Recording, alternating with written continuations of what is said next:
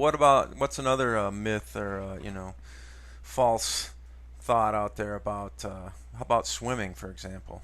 Swimming is a good one. I wouldn't necessarily say it's a false thought, but I think that for the majority of athletes that are starting swimming, there's way too much focus that you have to include drills and kicking in every single workout. You really have to get a good feel for the water. You got to do all these drills and if you're going to only spend, honestly, like I would say most triathletes spend 10%, maybe even 15 or 20% of their set for swimming, and they spend it doing drills or kicking. Yeah, And most triathletes kick, they're awful. Either because they're a runner and they have bad ankle flexibility, they kick from the knees. They're just reinforcing bad habits. And then the drills, if you're only going to spend 10 to 20% of your set of your swim workout, and then the other 90% or 80% you're going to be spending just reiterating other bad habits. Well, which one do you think is going to take precedent when you get in the water to do a race? It's going to be the 80%. yeah, So what I always tell the triathletes I work with is, you can just put your kickboard on Craigslist. We're never going to use it. Throw it away. Um, Drill wise, the only real drill that I actually really do like is maybe an occasional some sculling, and that's just to get a feel for the water. But the biggest thing is just most triathletes need to gain arm fitness so they can hold the proper stroke. Most triathletes know how to hold the proper stroke. Excuse me, they know what this proper stroke's supposed to be. They know where to enter. They know how early their catch is going to be. They're just not strong enough to do it. They just don't have the arm fitness to do it. It's like Michael Jordan, for example, fourth quarter. If he starts hitting the front of the rim, did he just forget how to shoot? right. No, No, his legs are done. His fitness is struggling. So that's the same thing to incorporate the triathlete says. Cut out the drills, get it to where you can actually, hold some kind of form for a long period of time.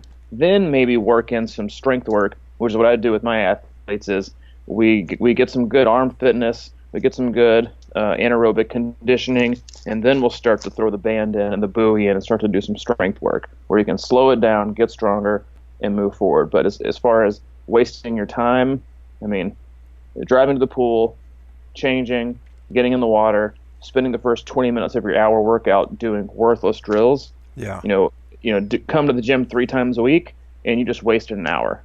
yeah, It um, just it's not worth it. yeah.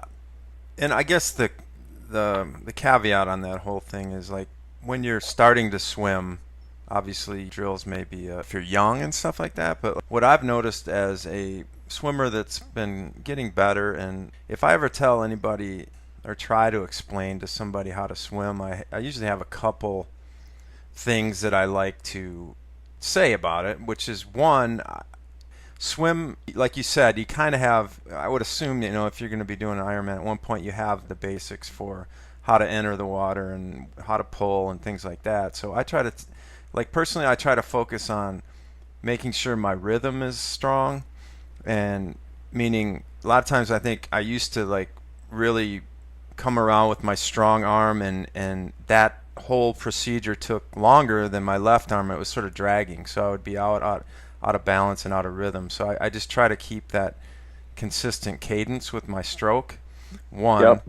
and two, I really focus on trying to, and correct me if I'm wrong, but get long and focus on my core and my lats, and using those in that rhythm.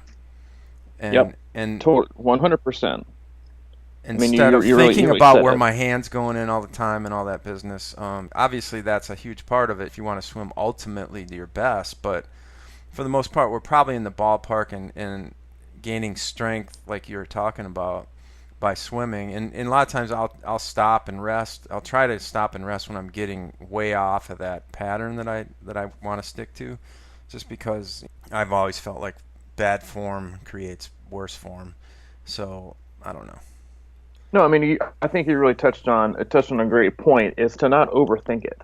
I mean, swimming is the stroke and the entry, the early vertical form and the exit is very simple. It's all in a rectangle. And then we'll touch on this in a totally different podcast, but you said something that stuck out, which was, I just try to reach as far as I can.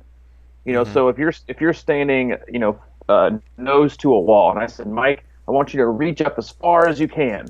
You're going to reach square out and to the right if you're using your right arm. You're not going to go across your body Yeah. because because you're going to go short, and Mm-hmm. that's the perfect entry for a swim stroke. So it's not over. Don't overthink it, and don't break it down to 25 different drills. And if you do strength work and you do band work and buoy work, you're going to strengthen your core, and that's how you keep good balance in the water.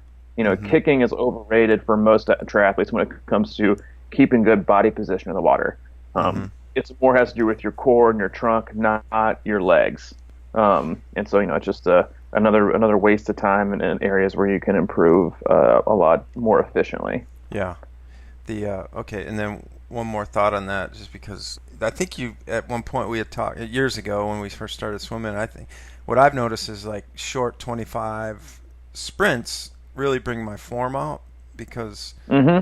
like of course when you get tired sprinting you starts going crazy, but when I swim fast I find that I don't have time to think about it, so I naturally kind of swim probably like I'm supposed to, and it's just a matter of building up that kind of endurance to do that longer, or like you said, Yeah, don't slow down more than the others. you know exactly. And it's swimming is one of those things where you just kind of drift off into la la land.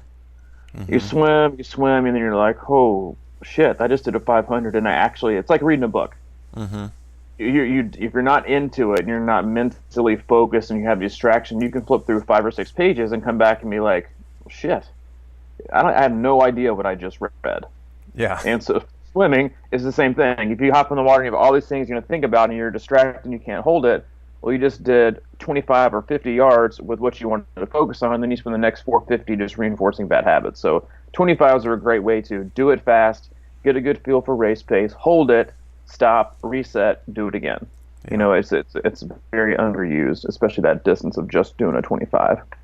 Okay, so yeah, you're right. We could drill down into this forever, Yeah. but so we've talked about the myth that everybody thinks that they might have to do a marathon in the off season, and now we've talked about swimming. So what about cycling? You got anything